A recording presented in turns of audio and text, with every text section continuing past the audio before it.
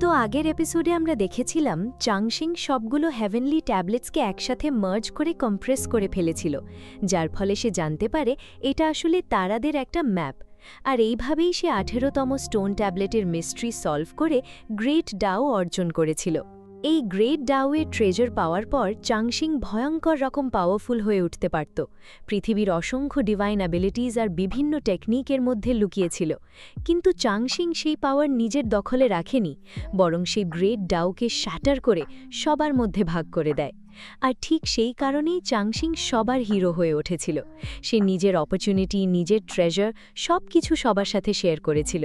তার বিশ্বাস ছিল হেভেনের গ্রেট ডাওয়ের বেনিফিট শুধু একজন মানুষের পাওয়া উচিত না, আর তার এই উদারতাই সবার মন জিতে নিয়েছিল।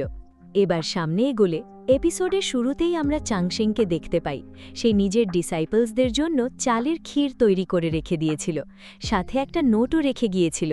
সেখানে লেখা ছিল ট্যাবলেট স্টাডি করার পর যেন তারা অবশ্যই খাবার খেয়ে নেয়। তারপর আমাদের হেভেন বুক গ্রেভইয়ার্ডের দৃশ্য দেখানো হয়, যেখানে অনেক মানুষ সেখান থেকে ফিরে যাচ্ছিল। চাংশিংয়ের দেওয়া উপহারের কারণে তারা সবাই ব্রেকথ্রু করে ফেলেছিল, তাই এখন আর তারা এই গ্রেভইয়ার্ডে থাকতে চাইছিল না। কিছু মানুষ তখন বলছিল গত রাতে পুরো গ্যালাক্সি যেন আমাদের শহরের উপর নেমে এসেছিল। এমন দৃশ্য আমি জীবনে কখনো দেখিনি, আর কে জানে এমন সুন্দর দৃশ্য হয়তো আর কোনোদিন দেখতেই পাব না। আর চাংশিং চুপচাপ তাদের সব কথা শুনছিল। ঠিক তখনই ট্যাং 36 নিজের বন্ধুদের নিয়ে সেখানে এসে পৌঁছল। চাংশিংকে বলল, আমার ভাইটা 1 নম্বরের হারামি, আমাদের বাই বলেও এখান থেকে চলে যাচ্ছিল। এটা শুনে চাংশিং একটু কনফিউজ হয়ে জিজ্ঞেস করল, তোমরা ট্যাবলেট স্টাডি করতে গেলে না কেন? তখন ট্যাং 36 হাসতে হাসতে বলল, ট্যাবলেটের স্টাডি তো চলতেই থাকবে, কিন্তু তোমার সাথে দেখা করাটা অনেক বেশি ইম্পর্ট্যান্ট। আর তুমি যেমন আমাদের জন্য খাবার বানিয়েছ, আমিও তোমার জন্য একটা স্পেশাল গিফট তৈরি করেছি। তুমি যখন জো গার্ডেনের জার্নি শুরু করবে, তখন সেই গিফট তোমার কাছে পৌঁছে যাবে। তখন চাংশিং তাদের জানালো, জো গার্ডেন 7 দিনের জন্য ওপেন থাকবে। সেখানে গিয়ে ফিরে আসতে আমার প্রায় 15 দিন সময় লাগবে। এটা শুনে লিও হিং একটু মন খারাপ করে ফেলল, কিন্তু শিয়ান সাথে সাথেই বলে উঠল, আরে মাত্র 15 দিন, চোখের পলকে কেটে যাবে। এই কথা শুনে লিও তার উপর রেগে গেল। সে বলল, বোকা, 15 দিন খুব কম না? ভাবো তো, আধা মাস পর্যন্ত আমরা মাস্টারের মুখই দেখতে পাবো না। আমার তো এখন থেকেই টেনশন হচ্ছে, আমি মাস্টারকে ছাড়া কিভাবে থাকব? তখন চাংশিং তাকে শান্তভাবে বুঝিয়ে বলল, একদম চিন্তা করো না, 15 দিন শেষ হতেই আমি তোমাদের কাছে ফিরে আসব। কিন্তু ততদিন তোমরা নিজেদের কাল্টিভেশন আর স্টাডির উপর মনোযোগ দেবে, একদম টাইম পাস করবে না, না হলে আমার চেয়ে খারাপ কেউ হবে না। তখন শিয়ানিয়ান উত্তেজিত হয়ে বলল, আপনি একদম চিন্তা করবেন না, আমরা মন দিয়ে পড়াশোনা করব, যাতে খুব তাড়াতাড়ি আমরা প্রোফাউন্ড ট্রুথের পিক রাউন্ডে পৌঁছে যেতে পারি। তারপর পরের বার আমরা সবাই একসাথে জো গার্ডেন এক্সপ্লোর করব। কিন্তু তখনই ঠাং 36 তাকে থামিয়ে বলল, আরে বোকা, জো গার্ডেন তো প্রতি 10 বছরে একবার ওপেন হয়। 10 বছরে তো আমি সরাসরি স্টার গ্যাদারিং গ্রাউন্ডে পৌঁছে যাব। শিয়ানিয়ানও তখন তাকে খোঁচা মেরে বলল, আমাদের মাস্টার জো গার্ডেনে যেতে পারে, কিন্তু তোর তো কোনো চান্সই নেই। এটা শুনেই ঠাং 36 তাকে মারার জন্য তার পিছনে দৌড়ে গেল। আর ঠিক সেই মুহূর্তে সেখানে একজন লোক এসে হাজির হলো। সে চাংশিংয়ের সামনে সম্মান দেখিয়ে বলল, হোলি ফাদার আপনার সাথে দেখা করতে চান। এই কথা শুনে চাংশিং ভীষণ কনফিউজ হয়ে গেল। সে বুঝতেই পারছিল না হোলি ফাদারের তার সাথে কি দরকার পড়ল। এরপর আমাদের হোলি ফাদারের ম্যানশন দেখানো হয়। সেখানে চাংশিং হোলি ফাদারকে গ্রিটিং জানাচ্ছিল। তখন হোলি ফাদার হঠাৎ তাকে জিজ্ঞেস করলেন, বলো তো, জো গার্ডেন আসলে কীকে রিপ্রেজেন্ট করে? তখন চাংশিং উত্তর দিল, জো গার্ডেনকে জো ডুফু নামের এক ওয়ারিয়ার তৈরি করেছিলেন। আসলে এটা একটা ছোট্ট ওয়ার্ল্ড। জো ডুফু নিজের সময়ের সবচেয়ে পাওয়ারফুল মাস্টার হিসেবেই পরিচিত ছিলেন। বলা হয় তার লেগেসি আর ইনহেরিটেন্স এই জো গার্ডেনের মধ্যেই লুকানো আছে। আর এটাও বিশ্বাস করা হয় যে সেই লেগেসি এতটাই ভয়ঙ্কর শক্তিশালী যা হিউম্যানস আর ডিমন্সের মধ্যকার যুদ্ধের মোড় ঘুরিয়ে দিতে পারে। যদি সেই লেগেসি ডিমন রেসের হাতে চলে যায়, তাহলে তারা হিউম্যান রেসকে পুরোপুরি পরাজিত করবে। আর এই একটা কারণেই হিউম্যান রেস আর ডিমন রেসের যুদ্ধ কখনো শেষ হয় না। দুই রেসই সেই লেগেসি নিজেদের দখলে নিতে চায়। যদিও এখনও পর্যন্ত কেউ সেটা পায়নি, কিন্তু তার জন্য অসংখ্য নিরীহ মানুষের মৃত্যু হয়েছে। অগণিত ডিমন্স ড্রাগনস মারা গেছে, হিউম্যানসও মারা গেছে, তবুও যুদ্ধ থামেনি, কারণ সেই লেগেসি শুধু ডিমন রেসের জন্য না, হিউম্যান রেসের জন্য ভীষণ ইম্পর্ট্যান্ট। তখন হোলি ফাদার ধীরে ধীরে বললেন, তুমি একদম ঠিক বলেছ, এই লেগেসি আমাদের জন্য অত্যন্ত গুরুত্বপূর্ণ। তারপর তিনি চাংশিংকে আরেকটা প্রশ্ন করলেন, যদি সেই লেগেসি তোমার হাতে আসে তাহলে তুমি কি করবে? আমি তোমার চয়েস সম্পর্কে জানতে চাই। ঠিক তখনই হোলি ফাদার চাংশিংয়ের ড্র্যাগন ব্লেডকে সামন করলেন। তিনি বললেন, তোমার সোর্ডের নাম হিডেন এজ, আর এই হিডেন এজ হল স্টেট রিলিজিয়াস একাডেমির সেক্রেড আর্টিফ্যাক্টগুলোর মধ্যে একটি। এটা এমন এক আর্টিফ্যাক্ট যা এই পৃথিবীর অসংখ্য জিনিস নিজের ভেতরে স্টোর করে রাখতে পারে। ইনফ্যাক্ট এই আর্টিফ্যাক্টের ভেতরে নিজস্ব একটা ওয়ার্ল্ডও আছে, যাকে বলা হয় হিডেন এজ রেলম। এই সব কথা শোনার পর চাংশিং ভীষণ অবাক হয়ে গিয়েছিল। সে তো জানতেই না তার সোর্ড এতটা স্পেশাল হতে পারে। সে হোলি ফাদারকে বলল, এই সোর্ড তো আমার মাস্টার আমাকে ফরগিভ করে গিফট করেছিলেন, আর যদি স্টেট রিলিজিয়াস একাডেমির এত স্পেশাল ট্রেজার তার কাছে থাকে, তাহলে এর মানে তিনি অবশ্যই একাডেমির সবচেয়ে ইম্পর্ট্যান্ট মানুষদের একজন ছিলেন। তখন হোলি ফাদার ধীরে ধীরে বললেন, ইম্পর্ট্যান্ট এই একটা শব্দ তোমার মাস্টারকে ডিসক্রাইব করার জন্য যথেষ্ট না। তিনি শুধু স্টেট রিলিজিয়াস একাডেমির সবচেয়ে ইম্পর্ট্যান্ট ব্যক্তি ছিলেন না, বরং তিনি ছিলেন সেই একাডেমির ওপর লেগে থাকা এক দাগ, এমন এক দাগ যেটা ইতিহাসও মুছে ফেলতে পারবে না। তোমার মাস্টারকে গ্র্যান্ড জো ডাইনেস্টির ট্রেটার নামেও চেনে সবাই। এই কথা শুনেই চাংশিংয়ের যেন হুঁশ উড়ে গেল। সে প্রথমবারের মতো জানতে পারল তার মাস্টারই ছিলেন স্টেট রিলিজিয়াস একাডেমির প্রথম সেক্ট লিডার, আর তার সময় পুরো একাডেমি ধ্বংস হয়ে গিয়েছিল। তার নাম ছিল মাস্টার শ্যাং শিং শং। তখন হোলি ফাদার আবার বলতে শুরু করলেন, শুধু তোমার মাস্টার শ্যাংয়ের কারণেই আমি তোমাকে স্টেট রিলিজিয়াস একাডেমির মাস্টার বানিয়েছি, আর তুমি নিশ্চয়ই খেয়াল করেছ প্রতিটা পদক্ষেপে তোমাকে পরীক্ষা নেওয়া হয়েছে। আমি তোমার জন্য অসংখ্য ট্র্যাপ পেতে রেখেছিলাম। আমি দেখতে চেয়েছিলাম তুমি কিভাবে সিদ্ধান্ত নাও, তুমি কোন চয়েস বেছে নাও। হোলি ফাদারের এই কথা শুনে চাংশিং আরও কৌতূহলী হয়ে উঠল। সে জানতে চাইছিল হোলি ফাদার শেষ পর্যন্ত তার ক্যারেক্টার সম্পর্কে কী সিদ্ধান্ত নিয়েছেন। আর তখনই হোলি ফাদারের মুখে হালকা একটা স্মাইল ফুটে উঠল। তিনি বললেন, তুমি আমাদের সব এক্সপেকটেশনস ছাড়িয়ে গিয়েছ। তোমার ভালো মন আর রাইটাস নেচার আমার হৃদয় জয় করে নিয়েছে। আমি তো বুঝতেই পারছি না শ্যাংয়ের মতো একজন মানুষ তোমার মতো ডিসাইপল কিভাবে তৈরি করল। তোমার ভেতরে না আছে সেলফিশনেস আর না আছে পাওয়ারের লোভ। এত কথা বলার পর হোলি ফাদার চাংশিংয়ের ড্র্যাগন সোর্ড আবার তার হাতে ফিরিয়ে দিলেন। তারপর বললেন, তোমার মাস্টার আর আমাদের ডাইনেস্টির মধ্যে পুরনো শত্রুতা থাকলেও সেই শত্রুতার প্রভাব নতুন প্রজন্মের উপর পড়া উচিত না। স্টেট রিলিজিয়াস একাডেমির ফিউচারের জন্য তোমার মতো মানুষের প্রয়োজন। এটা শুনেই চাংশিং সম্মানের সাথে নিজের মাথা নিচু করে ফেলল। কিন্তু তখনই হোলি ফাদার হালকা হাসি দিয়ে বললেন, তুমি একটু বেশিই মাথা নিচু করো।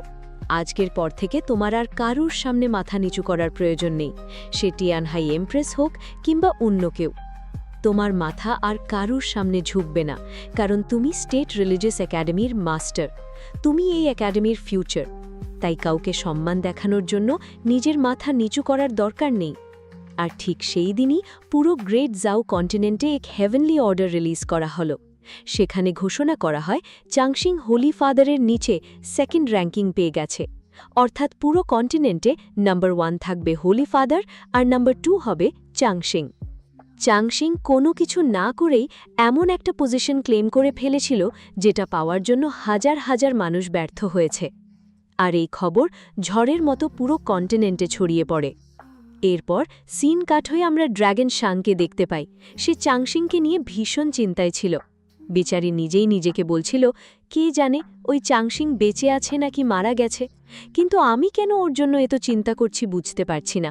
আমি এখনো এখানে বন্দি, আর ওই হারামিটা কোথায় গায়েব হয়ে আছে। ঠিক তখনই চাংশিং একটা বড় থলে নিয়ে তার সামনে হাজির হল। যদিও ড্র্যাগন শ্যাং তাকে দেখে ভীষণ খুশি হয়ে গিয়েছিল, কিন্তু সে তো মেয়ে, আর নখরা দেখানো যেন তার রক্তে মিশেছিল। তখন চাংশিং তাকে বলল, আমি জানি আপনি আমার ওপর রাগ করে আছেন, সেদিন আমরা দুজন যখন অজ্ঞান ছিলাম তখন কেউ আমাকে এখান থেকে নিয়ে গিয়েছিল, তাই আমি আপনার সাথে দেখা করতে পারিনি। কিন্তু আমি আবারও আপনার কাছে আসার চেষ্টা করেছি, কিন্তু যে কুয়োর রাস্তা দিয়ে আমি এখানে আসতাম কেউ সেই রাস্তা ফিল করে দিয়েছে। যাই হোক, ক্ষমা চাওয়ার জন্য আমি আপনার জন্য অনেক খাবার নিয়ে এসেছি। এই কথা শোনা মাত্রই ড্র্যাগন শিয়াং খাবারের উপর ঝাঁপিয়ে পড়ল। সে এত দ্রুত খাচ্ছিল যে চাংশিং তাকে দেখে হেসে ফেলল। চাংশিং বলল, আমি জো গার্ডেন থেকে ফিরে আসার পর আপনার জন্য আরও অনেক খাবার নিয়ে আসব। এরপর চাংশিং সেখান থেকে চলে যাওয়ার পর ড্র্যাগন শিয়াং পেট ভরে খাবার খেয়ে একটা জোরে ঢেকুর তুলল। তারপর নিজের মনে বলল, চাংশিং আমাকে সত্যিই অনেক পছন্দ করে, দেখো না আমার জন্য এত খাবার নিয়ে এসেছে। কিন্তু ঠিক তখনই টিয়াংশাই এমপ্রেস সেখানে এসে হাজির হলো। সে ড্র্যাগনের দিকে তাকিয়ে বলল, তুই নিজের ট্রু ড্র্যাগন ব্লাড চ্যাংশিংয়ের জন্য স্যাক্রিফাইস করেছিস। তোর কি মনে হয় তুই চ্যাংশিংয়ের মতো আমাকেও বোকা বানাতে পারবি? আমি তোর আসল উদ্দেশ্য খুব ভালো করেই জানি। তুই চাস যেন চ্যাংশিং এই সিলিং ফর্মেশন ভেঙে তোকে মুক্ত করে দেয়, আর চ্যাংশিংও তোকে রিলিজ করতে চায়। কিন্তু আরও 200 বছরেও সে এই ফর্মেশন ব্রেক করতে পারবে না। কিন্তু আমি তোকে মাত্র 10 বছরের মধ্যেই মুক্ত করতে পারি। শুধু এর জন্যে তোকে আমার একটা ছোট্ট কাজ করতে হবে। তোকে খুঁজে বের করতে হবে যে চাংশিং আসলে ঠিক কে, আর মাস্টার শাং কেন তাকে দত্তক নিয়েছিল। তখন ড্র্যাগন তাকে জিজ্ঞেস করতে লাগল, বলো তো, তুমি এত আত্মবিশ্বাসের সাথে কিভাবে বলতে পারো যে চাংশিং আমার উপর ভরসা করবে? তখন এমপ্রেস টিলানহাই তাকে আলতো করে স্পর্শ করতে করতে বলতে লাগল, তুই চাংশি শাংয়ের জীবন বাঁচিয়েছিলি, আর সেই কারণেই সে তোকে ট্রাস্ট করে। তবে এখানে এমপ্রেস টিয়ানহাই এই ড্র্যাগনের সোলকে তার বডি থেকে আলাদা করে দিয়েছিল। আর এখন দৃশ্যটা এখানেই কাট হয়ে আমরা চাংকে দেখতে পাই, যার এমন অনুভূতি হচ্ছিল যেন তার রুমে কেউ ইতিমধ্যেই চলে এসেছে। কিন্তু আসলে সেটা আর কেউ নয়, বরং ড্র্যাগন শিয়াংয়ের সোল ছিল। চাংশি শাং তাকে সেখানে দেখেই ভীষণ চমকে গেল। সে জিজ্ঞেস করল, সিনিয়র, আপনি এখানে কি করছেন? তখন শিয়াং তাকে বলল, এত অবাক হওয়ার কিছু নেই, আসলে এটা একটা সোল সেপারেশন টেকনিক। আমি আমার সোলকে 2 ভাগে স্প্লিট করেছি, তাই আমার সোলের একটা অংশ তোমার সাথে জো গার্ডেনে যাবে। তখন চাংশিং বলল, সিনিয়র, আপনি আমার সাথে কেন যেতে চান? কিন্তু জিয়াং তো সরাসরি তার মাইন্ড স্পেসের ভেতরেই পৌঁছে গেল। সে বলল, যদি তুই জো গার্ডেনে মারা যাস তাহলে বলতো সেই ফরমেশন ব্রেক করে আমাকে মুক্ত করবে কে? তাই আমার তোর সাথে যাওয়াটা খুবই ইম্পর্ট্যান্ট। এখন কয়েকদিনের জন্য আমাকে তোমার মাইন্ড স্পেসে বিশ্রাম নিতে দাও। আর এর পরের দিনই জাংশি শাংয়ের যাত্রা শুরু হয়ে গেল। সে ইতিমধ্যেই সেন্দু কাউন্ট থেকে হাজার হাজার মাইল দূরে জো গার্ডেনের দিকে রওনা হয়ে গেছে। এখানে জাংশি শাং নিজের মাস্টার আর নিজের সিনিয়র ব্রাদারকে মনে করতে করতে বলতে লাগল, প্রায় আধা বছর আগে আমি মাউন্টেন ছেড়ে সেন্দু কাউন্টে এসেছিলাম। তখন তো আমি কাল্টিভেশন শুরুই করিনি, আর এখন আমি ইতিমধ্যেই কাল্টিভেশনের পথে হাঁটছি। এই পথে আমি অসাধারণ কিছু মানুষের সাথে বন্ধুত্ব করেছি। যদি জো গার্ডেনের এই যাত্রা আমার নিয়তিকে বদলে দেয় তাহলে হয়তো আমি নতুন করে বাঁচার একটা সুযোগ পাব। সেই সময় আমি আমার বন্ধুদের অবশ্যই আপনাদের সাথে দেখা করাতে নিয়ে আসব, আর আমার পুরো বিশ্বাস আপনারা দুজন আমার বন্ধুদের খুব পছন্দ করবেন। যাই হোক, আপনারা একদমই আমার জন্য চিন্তা করবেন না, আমার এই যাত্রা খুব স্মুথলি এগোচ্ছে। আর ঠিক তখনই জিংশু হঠাৎ তার সামনে এসে হাজির হয়ে গেল। এখন জাংশি শাং কিছুতেই বুঝতে পারছিল না এই লোকটা তার সাথে কি করছে। তখন জিংশু তাকে বলতে লাগল, তোমার বন্ধু ট্যাং 36 অনেক ফরচুন খরচ করে আমাকে হায়ার করেছে। জো গার্ডেনের এই যাত্রায় আমি তোমার বডিগার্ড থাকব। তখন জাংশি শাং বলতে লাগল, আরে হ্যাঁ, ট্যাং 36 আমাকে বলেছিল সে আমার জন্য একটা স্পেশাল উপহার প্রস্তুত করেছে। আমার মনে হয় সে তোমার কথাই বলছিল। তখন জিংশু বলল, না, তোমার আসল উপহারটা আলাদা। আর তারপর সে জাংশি শাংয়ের সামনে একটা আমব্রেলা এগিয়ে দিল। কনফিউজ হয়ে জাংশি শাং বলল, এটা তো শুধু একটা আমব্রেলা। তখন জিংশু বলল, এটাকে ওপেন করো, তাহলেই বুঝতে পারবে এটা আসলে কি জিনিস। তখন জাংশি শাংও জিংশুয়ের কথা মেনে আমব্রেলাটা ওপেন করল। তখন জিংশু বলতে লাগল, আসলে এটা একটা ট্রেজার, একে ইয়েলো পেপার আমব্রেলা বলা হয়। এই আমব্রেলাটা লিশানের সর্ড গড সুলি নিজ হাতে ডিজাইন করেছিলেন। এটা তৈরি করতে তার 30 বছর সময় লেগেছিল, আর এই কাজের জন্য তিনি তাং 36-এর ফ্যামিলি থেকে প্রচুর ঋণ নিয়েছিলেন।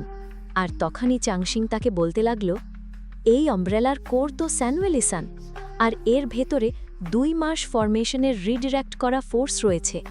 শুধু তাই নয়, এটাকে জু থ্যাং সাইকেলের ধর্মার সাথেও ইন্টিগ্রেট করা হয়েছে। তখন জিংসু তাকে বলল, আমাদের পৃথিবীতে টপ র্যাঙ্কিংয়ের 100টা আর্টিফ্যাক্ট রয়েছে, আর বলা হতো এই আমব্রেলা এই 1900 আর্টিফ্যাক্টের মধ্যে অন্তর্ভুক্ত হবে। এই মুহূর্তে আমরা দুজন এই আমব্রেলার স্পেসের ভেতরে আছি, তাই ভাবলাম এখানে 2-4টা মুভ এক্সচেঞ্জ করা যাক, তাহলে তুমি এই আমব্রেলার আসল শক্তিটা বুঝতে পারবে।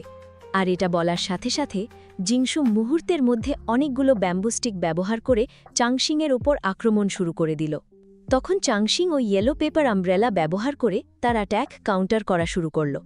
তার সামান্য এক আঘাতে সব ব্যাম্বু টুকরো নিজে থেকেই শ্যাটার হয়ে গেল। এটা দেখে জিংসু বলে উঠল, আরে ওয়াও, তুমি তো দারুণ করে দেখালে, তাহলে এবার এই মুভটা কাউন্টার করে দেখাও। আর এখানে সে নিজের মাল্টিপল ফর্মস ক্রিয়েট করে ফেলেছিল। 4 দিক থেকে তার ফর্মগুলো চাংশিংয়ের উপর অ্যাটাক করতে লাগল, কিন্তু চাংশিংও নিজের আমব্রেলা স্পিন করতে করতে ভীষণ দ্রুততার সাথে তার সব অ্যাটাক কাউন্টার করতে লাগল। আর এখন দুজনেই বাতাসে লাফিয়ে উঠেছিল। তখন জিংসু তাকে বলছিল, তাড়াতাড়ি প্রস্তুত হয়ে যাও, আমার এই পাঞ্চে আমি আমার পুরো শক্তি বাজি রাখছি। আর এরপর জিংসু চাংশিংয়ের ওপর ভয়ঙ্কর এক পাঞ্চ হেড করে দিল। কিন্তু আমব্রেলার ডিফেন্সিভ এনার্জি ছিল অবিশ্বাস্য রকম শক্তিশালী। একই সাথে এর ভেতরে থাকা ট্যালিসম্যান আর বেলস তাদের পাওয়ার রিলিজ করতে শুরু করল, যার ফলে সেখানে একটা ফরমেশন অ্যাক্টিভেট হয়ে জিংসুকে অনেক দূরে ছিটকে ফেলে দিল। তখন জিংসু তাকে বলতে লাগল, এই আমব্রেলাটা ড্র্যাগন বোন ফ্রেম ব্যবহার করে তৈরি করা হয়েছে, আর এই ড্র্যাগন বোনের ভেতর ভয়ঙ্কর সোড কি লুকিয়ে রাখা হয়েছে। এই সোড কি পাওয়ার ব্যবহার করেই আমরা লেজেন্ডারি সোড পুল খুঁজে পেতে পারি। লেজেন্ডস অনুযায়ী জো দুফু নিজের পুরো জীবনে অসংখ্য সোড ক্লেম করেছিলেন, আর সেই সব সোডকে তিনি নিজের জো গার্ডেনের মেপল ফরেস্টের নিচে কবর দিয়েছিলেন। কিন্তু আজ পর্যন্ত কেউই জো গার্ডেনে একটা সোড পর্যন্ত খুঁজে পায়নি। কিন্তু তোমার এই আমব্রেলা ব্যবহার করে আমরা সেই সোড পুল পর্যন্ত পৌঁছাতে পারব। তখন জ্যাংশাং বলল, যদি এই আমব্রেলা এতটাই স্পেশাল হয় তাহলে সোড গড সুলি নিজে এটা ব্যবহার করলেন না কেন? তখন জিংসু বলল, আসলে সোড গড সুলিকে এই পৃথিবীর সবচেয়ে সেরা সোডম্যান মনে করা হতো, কিন্তু এই ইয়েলো পেপার আমব্রেলা তৈরি করার চেষ্টায় তিনি পুরোপুরি ঋণের মধ্যে ডুবে গিয়েছিলেন। আর ঠিক একই গল্প ট্যাং 36ও নিজের বন্ধুদের বলছিল। সে বলল, সোড গড সুলি আমাদের ট্যাং ফ্যামিলি থেকে প্রচুর ঋণ নিয়েছিলেন, আর টানা 30 বছর ধরে তিনি আমব্রেলার উপর কাজ করেছিলেন। আর যখন ইয়েলো পেপার আমব্রেলা অবশেষে সম্পূর্ণ হল, তখন আমাদের ট্যাং ফ্যামিলির ঋণ শোধ করার জন্য তার কাছে একটা ফুটো কড়িও বাকি ছিল না। সে পুরোপুরি কঙ্গাল হয়ে গিয়েছিল, আর সেই কারণেই ট্যাং ফ্যামিলি তার ইয়েলো পেপার আমব্রেলার উপর দখল নিয়েছিল। তখন সায়ান আফসোস করতে করতে বলতে লাগল, আমি তো আগেই জানতাম এই দারিদ্র জিনিসটা ভীষণই নিষ্ঠুর। দেখো না, পৃথিবীর নাম্বার 1 সোডম্যান পর্যন্ত গরিবীকে হারাতে পারল না। তখন ট্যাং 36 বলতে লাগল, আমাদের ট্যাং ফ্যামিলি কখনো কারো ঋণ মাফ করে না, আর সেই কারণেই মানুষ আমাদের কাছ থেকে ঋণ নিতেও ভয় পায়, কারণ তারা খুব ভালো করেই জানে যদি ঋণ শোধ করতে না পারে তাহলে তাদের ভয়ঙ্কর মূল্য দিতে হবে। আর তার এই কথাগুলো শুনেই লিশান সোড গড সুলি হঠাৎ হাঁচি দিয়ে উঠল। তো বন্ধুরা, এই সেই লোক যে ট্যাং ফ্যামিলির কাছ থেকে ঋণ নিয়ে ইয়েলো পেপার আমব্রেলা তৈরি করেছিল, আর 30 বছর পরে সেই আমব্রেলা আবার তাদের কাছেই ফিরিয়ে দিয়েছিল, কারণ তার কাছে ঋণ শোধ করার মতো একটা পয়সাও ছিল না।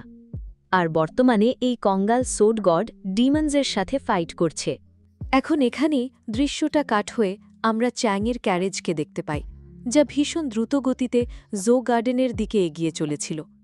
আর সেখানে আমরা জোরংকেও দেখতে পাই, যে নিজের ক্রেন ফেরিতে বসে একই দিকে এগিয়ে যাচ্ছিল।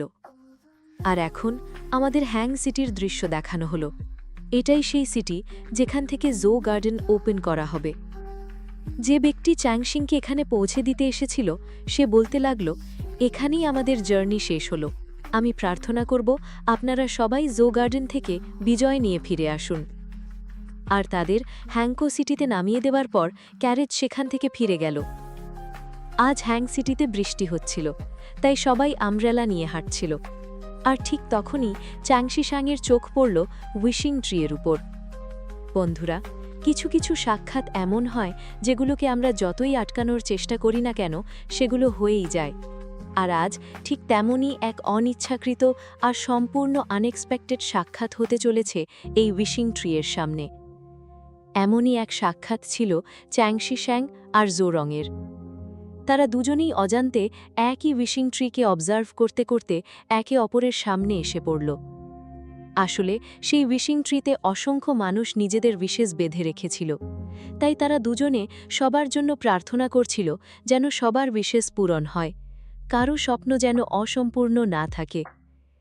আর সেই গাছটাকে দেখতে দেখতেই তারা অজান্তেই একে অপরের সাথে ধাক্কা খেয়ে পড়ল।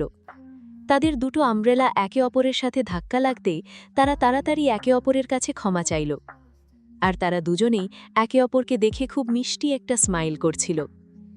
এখন কে জানে তারা একে অপরকে চিনতে পেরেছিল কিনা। ভালো মানুষের ইচ্ছেগুলো পূরণ হয় কিনা সেটা জানা নেই, কিন্তু উইশিং ট্রিয়ের কাছে আসার পর চ্যাংশিংয়ের ইচ্ছেটা অবশ্যই পূরণ হয়ে গিয়েছিল। যাকে সে ছোটবেলা থেকে দেখতে চেয়েছিল, সেই জরং আজ তার সামনে দাঁড়িয়ে আছে। আর অনেকক্ষণ একে অপরকে দেখার পর আবারও তাদের পথ আলাদা হয়ে গেল। জরং চলে যেতেই জিংশু এসে চ্যাংশিংয়ের পাশে পৌঁছে গেল। সে তাকে জানালো জো গার্ডেন এখন ওপেন হতে চলেছে। আর বন্ধুরা, তাদের এই সাক্ষাৎকে একটা ভীষণ সুন্দর কবিতার মাধ্যমে তুলে ধরা হয়েছিল। কাশ আমাদের জীবন সবসময় ঠিক সেরকমই থাকত, যেমনটা ছিল আমাদের প্রথম সাক্ষাতের সময়। সময়ের সাথে সাথে সম্পর্কগুলো প্রায়ই দুর্বল হয়ে পড়ে। এই কবিতার মাধ্যমে বোঝানো হয়েছিল প্রথম সাক্ষাতে যে গভীর অনুভূতিগুলো জন্ম নেয় সেগুলো কখনো বদলে যাওয়া উচিত নয়, কিন্তু জীবন্ত প্রতিটি মুহূর্তেই সবকিছু বদলে দিতে থাকে। আর এখন আমাদের হ্যাংসেটির সেন্ট্রাল পিক দেখানো হলো। সেখানে লিশান সোয়ার্ড সেক্টর গ্র্যান্ডমাস্টার ইতিমধ্যেই জো গার্ডেনের সিল নিয়ে পৌঁছে গিয়েছিল। এই সিলই ছিল জো গার্ডেন ওপেন করার চাবি। আর এই সিল পাওয়ার জন্য লিশান সেক্টর জিনিয়াস নিজের জীবন পর্যন্ত বাজি রেখেছিল। ডিমন রেসের সাথে এক ভয়ঙ্কর ব্রুটাল ব্যাটল জেতার পরেই এই সিল পাওয়া গিয়েছিল। আর এখন লিশান সেক্টর মাস্টার সবাইকে বলতে লাগলেন সেই অসপিশিয়াস সময়ে এসে গেছে যখন জো গার্ডেনের দরজা ওপেন হবে। তাই জো গার্ডেনে প্রবেশ করতে চাওয়া সব ডিসাইপলস সামনে চলে এসো। এই কাল্টিভেটরসদের মধ্যে চ্যাংশিংয়ের বন্ধু হানশিও ছিল। সে সঙ্গে সঙ্গেই চ্যাংশিংয়ের সাথে নিজের জুনিয়র ডিসাইপল লিয়াংশার পরিচয় করিয়ে দিল। আসলে লিয়াংশা ডিভাইন নেশনের 7 জিনিয়াসের একজন। সে চ্যাংশিংয়ের সামনে মাথা নত করে বলল, যদি সম্ভব হয় জো গার্ডেনে আমাকে একটু সাহায্য করবেন। তখন চ্যাংশিং বলল, আমাদের সবারই একে অপরকে হেল্প করা উচিত। আর ঠিক তখনই লিশান সোয়ার্ড সেক্টর মাস্টার সেই সিলটাকে বাতাসে রিলিজ করে দিলেন। শুধু তাই নয়, তার সব ডিসাইকেল একটা সার্কেল করে বসে পড়ল যাতে তারা সবাই মিলে নিজেদের এনার্জি চ্যানেল করতে পারে। আর এখন তাদের সবার এনার্জি সেই সিলের মধ্যে প্রবেশ করতে লাগল, যার ফলে সেটা ভীষণ দ্রুত গ্লো করতে শুরু করল। আর শেষমেশ সেই সিল নিজে থেকেই ব্রেক হয়ে সেখানে একটা বিশাল গেট উপস্থিত হল। সেই গেট এতটাই গ্লোরিয়াস ছিল যে তার অরা পুরো এলাকায় ছড়িয়ে পড়তে লাগল। সব কাল্টিভেটার্স উত্তেজিত হয়ে বলতে লাগল, এটাই জো গার্ডেনের এন্ট্রেন্স। বলা হয় এর ভেতরের পৃথিবী হোলি ফাদার তৈরি করা পৃথিবীর থেকেও 1000 গুণ বড়। আর এই গেটের ভেতরে কেবল সেই ব্যক্তিই প্রবেশ করতে পারবে যে প্রোফাউন্ড ট্রুথে পৌঁছে গেছে। আর এখন সে গেটের ভেতর থেকে নিজে থেকেই একটা পথ তৈরি হতে শুরু করল। পুরো জায়গা জুড়ে ভয়ঙ্কর শক্তিশালী ট্রু চি পাওয়ার ছড়িয়ে পড়েছিল, যা সব ডিসাইপল অনুভব করতে পারছিল। তারা বলতে লাগল, আমরা তো এখনো গেটের ভেতরে প্রবেশই করিনি, অথচ এখন থেকেই এত শক্তিশালী চি পাওয়ার অনুভব হচ্ছে। তার মানে জো গার্ডেনের ভেতরে অসংখ্য হেভেনলি ট্রেজার্স রয়েছে। কিন্তু ট্রেজার্সের থেকেও বেশি গুরুত্বপূর্ণ হল জো ডুফুয়ের হিডেন লেগেসি, যা আজ পর্যন্ত কেউই পায়নি। জো ডুফু তো হেভেনের নিচের সবচেয়ে গ্রেটেস্ট কাল্টিভেটর ছিল। যদি তার ইনহেরিটেন্স আমাদের হাতে আসে তাহলে তো অসাধারণ হয়ে যাবে।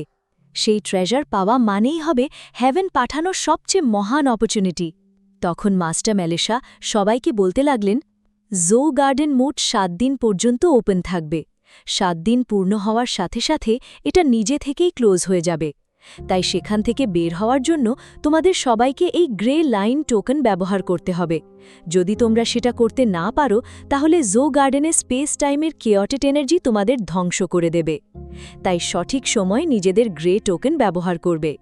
এটা শুনেই সব কাল্টিভেটার্স সম্মতিসূচকভাবে মাথা নাড়ল, আর তারপর সবাই জো গার্ডেনের দিকে দৌড়ে গেল। এখানে জোরঙ্গ সেই গেটের সামনে পৌঁছে গিয়েছিল। সে একবার পিছনে ফিরে চাংশিংয়ের দিকে তাকাল, তারপর সরাসরি গেটের ভেতরে প্রবেশ করল। আর এখন চাংশিং আর জিংশুও সোজা সেই গেটের ভেতরে লাফ দিয়ে ঢুকে পড়ল। তারা সরাসরি একটা স্পেস প্যাসেজে পৌঁছে গিয়েছিল, যা তাদের জো গার্ডেনের আসল জগতে নিয়ে যাবে। আর এখন আমাদের জো দুফু তৈরি করা সেই পৃথিবীর দৃশ্য দেখানো হলো, যেখানে সব কাল্টিভেটার্স ভেঙে পড়া তারার মধ্যে দেখাচ্ছিল। আর এখন আমাদের সামনে একটা ব্ল্যাক রোব পরা ডিমনকে দেখানো হলো। সে জো গার্ডেনের পৃথিবীর দিকে তাকিয়ে বলল, ফাইনালি শিকার জালে এসে পড়েছে। আসলে এই ব্যক্তি বর্তমানে একটা ডিমন ক্যাম্পে ছিল, যা স্নো ওল্ড সিটির বাইরে অবস্থিত। আর ঠিক তখনই ভয়ঙ্কর এনার্জি এক্সপ্লোশনের সাথে সেখানে এক মেয়ের এন্ট্রি হল। আর গাইজ, তার প্রেজেন্স সত্যিই অসাধারণ ছিল। সেই মেয়েটি সরাসরি ব্ল্যাক রোব পরা ডিমনের সামনে এসে দাঁড়াল। সে আর কেউ নয়, ডিমন প্রিন্সেস নানকি। সে বলল, মাস্টার, বলুন আমাকে এখানে সামন করার কারণ কি? তখন নানকি আর মাস্টার উত্তর দিল, হিউম্যান রেসকে বোকা বানানো খুবই সহজ। তারা ভাবছে ওই সিল ছাড়া জো গার্ডেনে প্রবেশ করার আর কোনো পথ নেই, কিন্তু তারা ভুলে গেছে যে সোল উডের মধ্যে এমন শক্তি আছে যা দিয়ে আমরা জো গার্ডেন ওপেন করতে পারি। তারা ভাবছে তারা আমাদের হারিয়ে দিয়েছে, অথচ তারা নিজেরাই আমাদের ফাঁদে এসে ধরা দিয়েছে। আর এখন সে সোল উডটা নানকির হাতে তুলে দিল। সে বলল, সোল উড ব্যবহার করে জো গার্ডেনে প্রবেশ করো, সেখানে হিউম্যান রেসের যত জিনিয়াস আছে তাদের সবাইকে শেষ করে দাও। হিউম্যান রেসকে দুর্বল করার জন্য এর চেয়ে ভালো সুযোগ আমরা আর পাব না। এই জিনিয়াস কাল্টিভেটার্সরাই হিউম্যান রেসের ফিউচার, তাই আমরা তাদের কাছ থেকে তাদের ভবিষ্যৎটাই ছিনিয়ে নেব। আর আমি চাই তুমি জো দুফুয়ের লেগেসি অর্জন করে সেটা আমার সামনে নিয়ে আসো। তখন ডিমন প্রিন্সেস বলল, আমরা আপনাকে একদমই নিরাশ করব না। আর এখন এই মিশন সম্পূর্ণ করার জন্য ডিমন প্রিন্সেস নানকিয়ের আরও অনেক সঙ্গী সেখানে এসে পৌঁছাল। তাদের নাম ছিল থ্যাসুই, ট্যাংশামেং, লিউশুয়ান, এল্ডার কিন এবং নেনকিউ। তারা সবাই ডিমন রেসের জেনারেলস ছিল। আর এখন তারা সবাই ওয়ার্ড স্নো সিটির ক্লিফের কাছে পৌঁছে গেছে। এখানে ন্যানকি ইতিমধ্যেই সোল উডের পাওয়ার্স অ্যাক্টিভেট করে ফেলেছিল, যার ফলে থান্ডার পর্যন্ত সেই উডের সাথে রেজোনেট করতে শুরু করল। আর এখন ডিমন প্রিন্সের সেই সোল উড ব্যবহার করে ব্যারিয়ারের ওপর অ্যাট্যাক করে দিল। এই ট্রেজার এতটাই পাওয়ারফুল ছিল যে এটা আঘাত করতেই ব্যারিয়ারের ওপর ক্র্যাকস পড়ে গেল। এভাবেই ডিমন রেসও এখন ওয়ার্ল্ড গার্ডেনে ফোর্সফুল এন্ট্রি নেবার জন্য প্রস্তুত হয়ে গেল। আর ঠিক এখানেই এপিসোড শেষ হয়ে যায়। Thank you so much for watching.